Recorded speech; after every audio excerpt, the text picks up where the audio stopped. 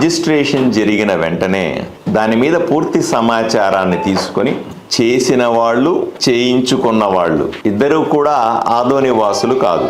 ఇద్దరూ కూడా బయట నుంచి వచ్చి ఇక్కడ విలువైన భూమిని రిజిస్ట్రేషన్ చేసుకున్నారు, తప్పుడు పత్రాలు సృష్టించారు. వీళ్ళందరి మీద కేసు పెట్టడం జరిగింది. వాళ్ళలో కొంతమందిని అరెస్ట్ కూడా చేశాం. రెండవది, సబ్ రిజిస్ట్రార్కు సంబంధించిన అక్కడ ఉన్నటువంటి సిబ్బంది పాత్ర, ఇది కూడా చాలా దారుణమైనది. తప్పుడు పత్రాలని సరిగా పరిశీలించకుండా రిజిస్ట్రేషన్ చేయడం అనేది చాలా పెద్ద నేరం. సబ్ రిజిస్ట్రార్ని అలాగే సిబ్బంది మీద కూడా కేసు రిజిస్టర్ అయింది.